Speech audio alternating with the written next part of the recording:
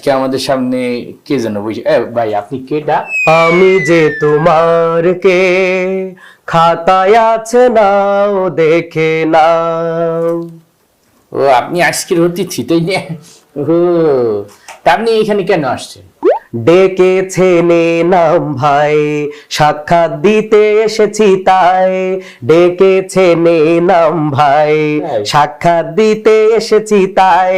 প্রশ্ন করুন প্রশ্ন করুন। ধৈর্য ধরুন ধৈর্য ধরুন। মিয়া খালি কথায় কথায় গান, আপনার গান করতে কইছি নাকি? আপনি তো আমার সাথে তাল দিলেন। এই তো তালে তালে তাল লেগে গেছে। আপনি কথায় কথায় খালি গান বলতে আছেন কেন? আমার গানের ভাষা প্রাণের ভাষা, শিল্পীর জীবনের এই তো আশা। আপনি তাইলে গান গান, আপনি শিল্পী তাই নিয়ে? গান গাই বলে তাই শিল্পী বলো না মোরে। গান গাই বলে তাই শিল্পী বলো না মোরে। শিল্পী তো নয় মোর পরিচয়, কোরআনের কর্মী আমি বড় পরিচয়।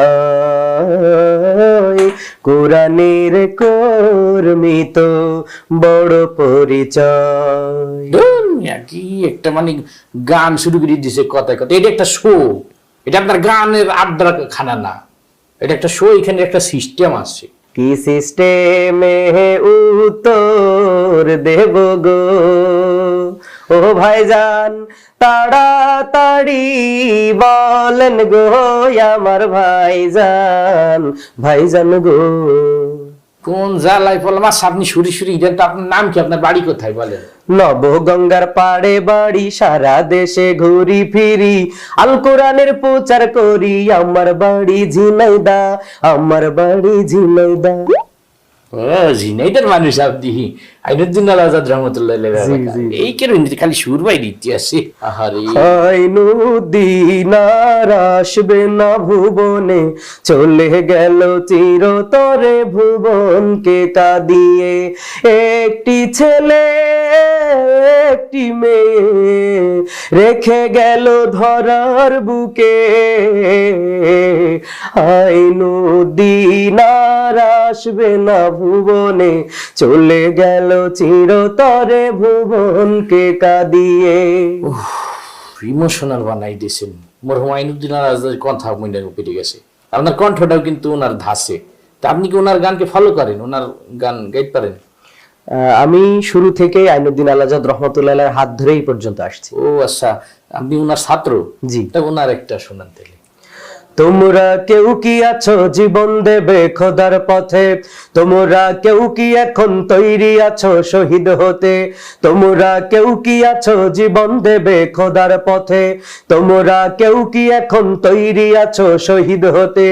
জীবনের সব বন্ধন সকল মায়া ভুলে যেতে, তোমরা কেউ কি আছো, তোমরা কেউ কি আছো জীবন দেবে খোদার পথে। মাশাআল্লাহ। তা আপনি গানের পাশাপাশি অন্য কিছু করেন নাকি, না শুধু গানে গান? আমি এক দুরন্ত যাযাবর, দিন নেই রাত নেই বসে থাকি গাড়িতেই।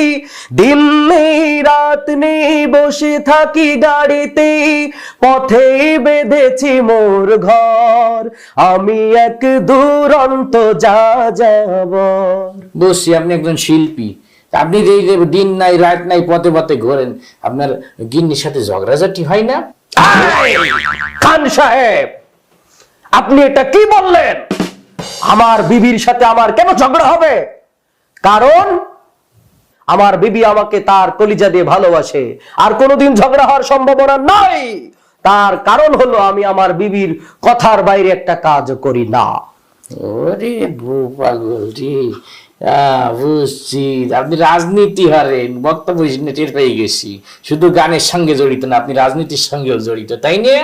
এ ভাই, এটা আপনি কি বললেন? আমি তো কোনো রাজনৈতিক দলের কোনো নেতা নয়। আমি একজন সাধারণ মানুষ, আল্লাহর বান্দা, রাসূলের উম্মত। আল্লাহর দ্বীন মানুষের দ্বারে দ্বারে প্রচার করতে চায়। আমি কোন রাজনৈতিক দলের নেতা নয়।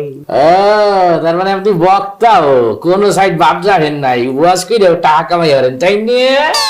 হায় হায় মেরে ভাই, কি বলছেন এসব? আমার কথা একটু মনোযোগ দিয়ে শোনেন। আমি ওয়াজ করে টাকা কামানোর জন্য আমি ওয়াজ করি না রে ভাই। আমার রাসূলের আদর্শ বাস্তবায়নের জন্য আমি দ্বীনের দাওয়াতের কাজ করি। ইসলাই বয়ান শিখিয়ে লাগছে, কোন সাইড বাকি নাই।